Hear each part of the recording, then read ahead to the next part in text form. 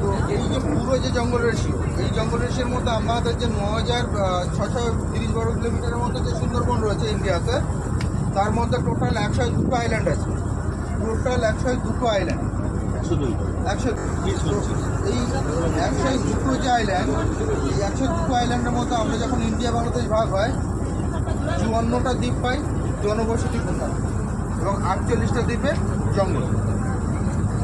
তো এই 54টা দ্বীপ, মানে 54টা বলা ভুল হবে, এই 102 দ্বীপ কিন্তু প্রত্যেকটা মুহূর্তে তার স্ট্রাকচার চেঞ্জ হচ্ছে।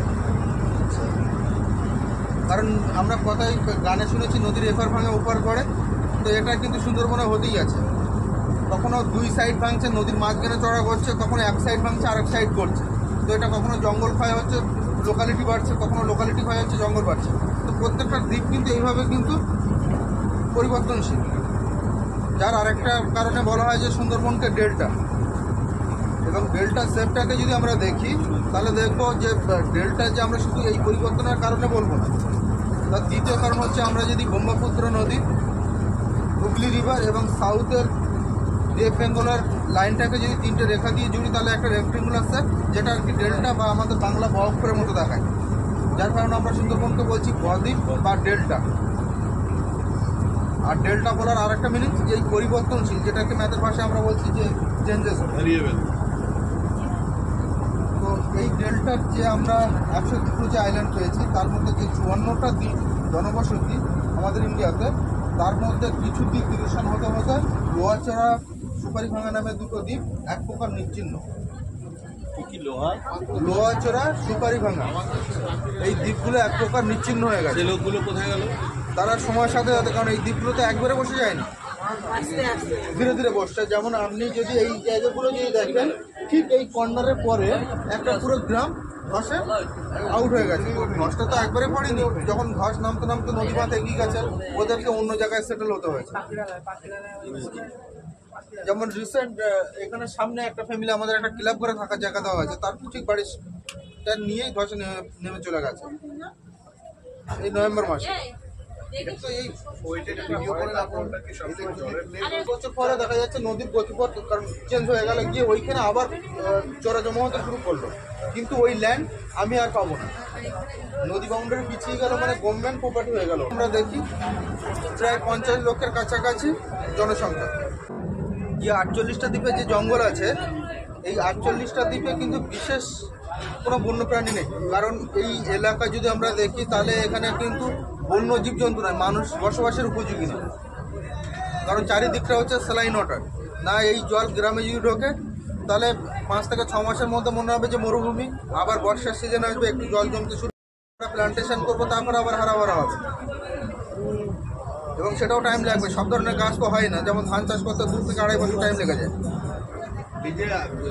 সুনামি টুনামি এসে স্যালাইন ওয়াটার ঢুকে যে নোনা মিঠে জল নষ্ট করে দিল, তাতেও তো চাষবাসের ক্ষতি নিশ্চয়ই হয়েছে অনেক। চাষবাসের না, নোনা জল ঢোকার 5 থেকে 6 দিনের মধ্যে সমস্ত গাছ শুকাতে শুরু করবে।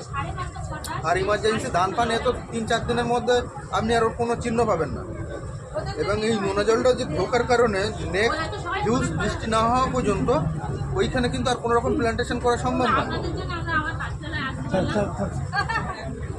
জঙ্গলের যে সাইকেল হিট করছে, জঙ্গলের যদি ঘনত্ব দেখি তাহলে কিন্তু এখানে 170 থেকে 80 কিলোমিটার পর্যন্ত ঝড় হিট করলে যে নদীর সাইড পোর্শনগুলো ইউজ করছে, কিন্তু জঙ্গলের ভেতরে কিন্তু সেইভাবে ক্ষতি হয় না। এবং যদি আমরা দেখি ম্যানগ্রোভের যদি ক্যারেক্টার আমরা যদি ঠিকঠাকভাবে অনুধাবন করি তাহলে দেখবো যে বেশ কিছুদিনের মধ্যে ন্যাচারাল ওয়েতে কিন্তু নতুন করে গাছ লেগে সেই জায়গাটা, সেই সমস্যাটা কিন্তু সংশোধন হয়েছে।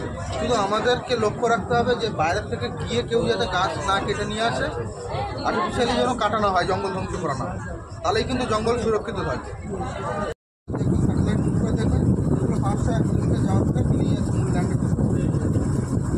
এই ক্যানেলগুলোর মধ্যে কিন্তু মূলত কাঁকড়া ধরতে যাওয়া হয়। তো দেখা গেল কোনো ক্যানেলের সাইডে এরকম মেটাল গাছ রয়েছে, অত্যাধিক লোভী জেলে মাঝি ছাড়া কিন্তু এই খালের মধ্যে যাবে, অনেকেই যাবে যারা অতিরিক্ত লোক একবারে জীবনে করেন, কোনো পয়সাই দরকার। যারা একটু সেফ সাইড ইনকাম করতে চায়, হ্যাঁ সুন্দরবনের জঙ্গলে মাছ ধরতে গেছে মানে যে কোনো মুহূর্তে আগে একটা প্রশ্ন, কিন্তু যে এলাকায় বাঘ থাকতে পছন্দ করে আমি সেই এলাকায় ঘুরতে যাবো, তাহলে তো পূর্ণতা আমার আরও বেড়ে যাবে। লোকজনের মধ্যে আছে ওর মধ্যে ঢুকে যাবে, কারণ যে কোনে বাঘের ভয় সেই কোনে গিয়ে রাস্তা এই গরিব মানুষদের ক্ষেত্রে কিন্তু সেটা হয়। ওখানে গাছ ছিনলেও বাঘের এলাকায় পৌঁছা যায়। হ্যাঁ, কেউ তারপরে যদি কেউ গাছ চিনি, হেতাল গাছ যদি আমি চিনতে পারি, অ্যাভয়েড করতে পারি। সুন্দরবনে মাছ কাঁকড়া ধরে হেতাল গাছ চেনে না এরকম একজনও লোক নেই। না, দ্বীপটা মানে যেখানে হেতাল গাছগুলো থাকে ওখানে বাঘ বেশি থাকে। হ্যাঁ, হেতাল গাছ কারণ জোয়ার মতো হয়। হেতাল গাছ থাকার জন্য সবথেকে অনুকূল পরিবেশ, এবং হেতাল গাছ সুন্দরবনের সবথেকে উঁচু জমি। সুন্দরবনের দ্বীপগুলো যে দেখছেন না, এই দ্বীপ দেখবেন তো গাছের সঙ্গে বাঘের কি সম্পর্ক? গাছের সঙ্গে বাঘের কি সম্পর্ক? দেখুন উঁচু জায়গাতে হওয়ার কারণে তো সেখানে জল উঠছে না, তাহলে হেতাল গাছের এরিয়া শুকনো এরিয়া। দ্বিতীয়ত হেতাল গাছের যে কালার আর বাঘের গায়ের কালার আরামসে ক্যামোফ্লেজ করে যায়, একই রকম প্রায়। একই রকম হয়ে যায়। তো এটা হচ্ছে বলে সার্ভাইভাল অফ ফিটেন্স। তো আপনি দেখবেন যে কালারের পাখি সেই কালারের গাছের ডালে গিয়ে বসছে, যে কালারের প্রাণী সেই কালারের কোনো গাছের বা ঝোপের পিছনে গিয়ে লুকাচ্ছে। হ্যাঁ, এটা তাদের প্রকৃতিগত শক্তি, এবং তারা সেইভাবে কিন্তু নিজেদেরকে লুকায়, এবং সম্পর্কটা ঠিক সেইভাবে গড়ে ওঠে।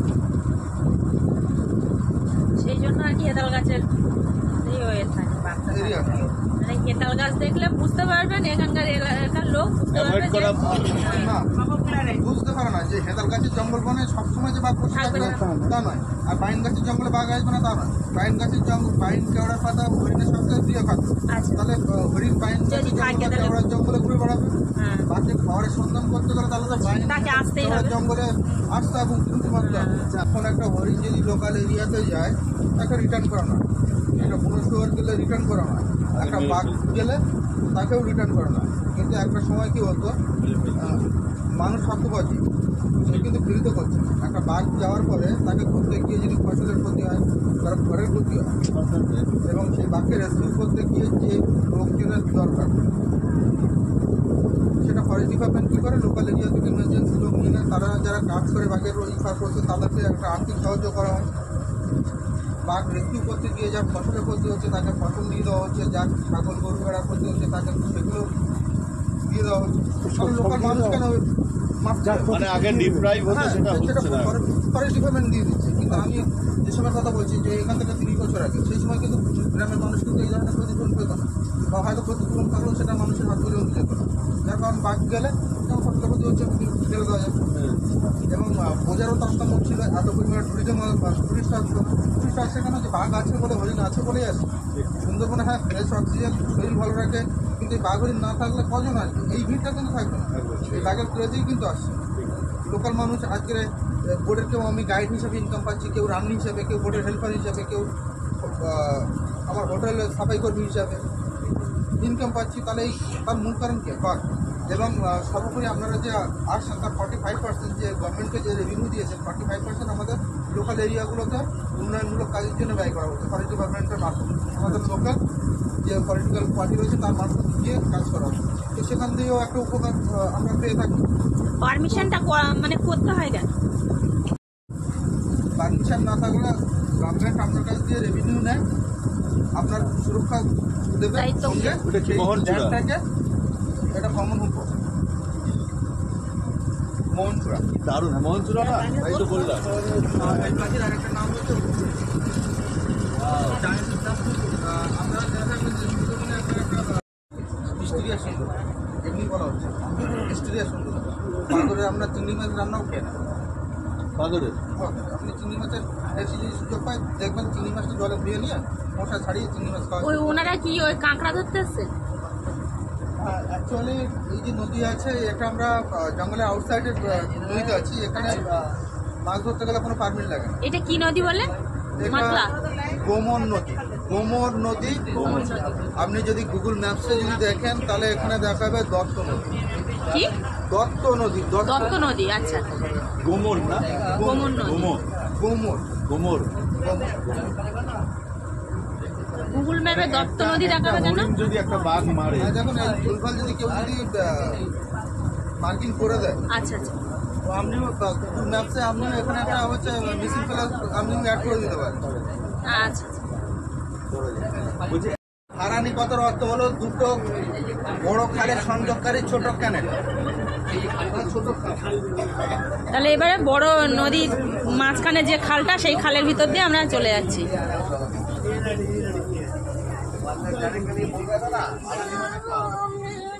দেখুন আমাদের বোট যাচ্ছে একদম মানে বড় নদী ভিতরে পাশ দিয়ে যে ছোট খাল বেরিয়ে গেছে, সেই খালের ভিতর দিয়ে দেখুন দুই সাইডে পুরো জঙ্গল দেখা যাচ্ছে। আর আমরা আস্তে আস্তে জঙ্গলেই প্রবেশ করছি। তো দুই সাইডে পুরো জঙ্গল, ছোট খালের মতো, বেশি চওড়া নয় এটা। তো দুই সাইডে একদম জঙ্গল, ঘন জঙ্গল। আমাদের গাইড লক্ষ্য রাখতে বলেছে, যদিও বাঘের দেখা মিলতে পারে। আর একদম আমরা খালের ভিতরেই প্রবেশ করছি, একদম বেশি দূরত্ব না, খুব বেশি চওড়া নয়, দেখতে পাচ্ছেন।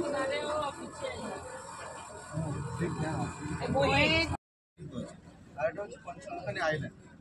পঞ্চমুখানি এরকম 5টা আইল্যান্ড রয়েছে, 1, 2, 3। পীরখালি 1, 2, 3 করে 7টা আইল্যান্ড আছে। আমাদের বাম সাইডে এখন পঞ্চমুখানি 1, ডান সাইডে পীরখালি 2। আর ঠিক স্ট্রেট আমাদের সামনে হচ্ছে পীরখালি 3। আমরা ওই কর্নারে গেলে এখান থেকে নদী আরো দুটো ভাগে ভাগ হয়ে যাচ্ছে। বাম দিকে চলে যাচ্ছে সুন্দরখালি, ডান দিকে চলে যাচ্ছে পীরখালি।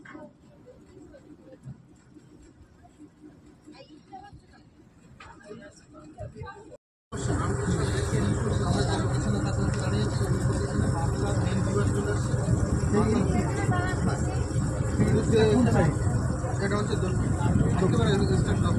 সূর্য যেদিকে দক্ষিণ, এখনই বললাম না, সূর্য ওইদিকে দেখুন। দক্ষিণ দিক দিয়ে আসার পরে মাথাটা কিছুটা পশ্চিমমুখী হয়ে ফের আবার উত্তরমুখী হয়েছে। মাথালার এন্ডিংয়ের পর মাথালা যে লেফট সাইডের সামনে যখন থেকে বিদ্যাধরী শুরু হচ্ছে, বিদ্যাধরী থেকে এখান থেকে অনেকগুলো শাখা, বিদ্যাধরীর শাখা বেরিয়ে গেছে। বিদ্যাধরী বেরিয়ে গেছে মেন হচ্ছে বাম দিকে, এখান থেকে বাম দিকে বেরিয়ে গেছে বিদ্যাধরী। কিন্তু বিদ্যাধরীর ঠিক বাম দিকে ঘুরে যাওয়ার আগে এখানে একটা হেড়োভাঙা রয়েছে, ঝড়খালি। বিদ্যাধরী বেরিয়ে যাচ্ছে। এই জলের কালারটাও আলাদা, স্টেট চলে যাচ্ছে আমাদের ভ্রমণ নদী, যেটা হয়ে আমরা কিছুক্ষণ পরে যাব। আমরা খোনাখালি দিয়ে এলাম, খোনাখালি যাচ্ছি, খোনাখালি গাজীখালি। আর সেদিকে এই ঘুরতে পর রয়েছে নবাবী। মিনালদা, দাদা নয় স্যার, মিনাল। যাই হোক, এই জলের কালারও কি আলাদা দেখা যাচ্ছে ওই কারণে? এটা হচ্ছে গভীরতার তারতম্যের জন্য। আচ্ছা, অনেক সময় দেখি দুটো নদী নদীগুলো এউড়ে খেউড়ে হয় তো, আর এখন হচ্ছে মোটামুটি মরাফোটাল ঠিকঠাক শুরু হয়নি। যার জন্য এই মুহূর্তে জোয়ারের মোটামুটি একটা মিডিল টাইমে আমরা আছি। এই সময় নদীর ফ্লোটা অনেক বেশি। কী হচ্ছে, জলটা যে নিচে থেকে ধাক্কা খেয়েছে। এলোমেলো খাওয়া হচ্ছে না, ধাক্কা খেয়ে যাচ্ছে। আর যে পলিগুলো ওই জলের সঙ্গে ধুয়ে উঠছে, সেগুলো ওই জলের ওপরে উঠে যাচ্ছে। তার মানে ওই জলের কালার দেখে গভীরতাও বোঝা যেতে পারে। হ্যাঁ, ঠিক ওই এইখানটায় এই যে কালারগুলো দেখছেন, হ্যাঁ, এখানে দেখতে পাচ্ছি গভীরতা তো। কম। তারপরে কিন্তু আবার খুব গভীর। ওই একটা দাগ দেখতে পাচ্ছি তারপর থেকে, ওই মানে দাগটা যে জায়গায় আছে না, ওটা একদম পুরো খুব এই গভীর। হিসাবে দেখলে 1 আঙ্গুল দেখতে পাচ্ছি ওই গভীর অন্য কালারের জল, আর বাকি সামনেরটা আর আলাদা অন্য কালার। ওইদিকে বেশি আছে কুয়াশার জন্য, আমি পুরো পাটটা আপনারা দেখতে পাচ্ছেন। ঠিক আছে, চড়া অনেক, অনেক চড়া মানে অনেক অগভীর, না, জলটা কম। ভালো ওয়াটার। এটা কত ডিপ হতে পারে?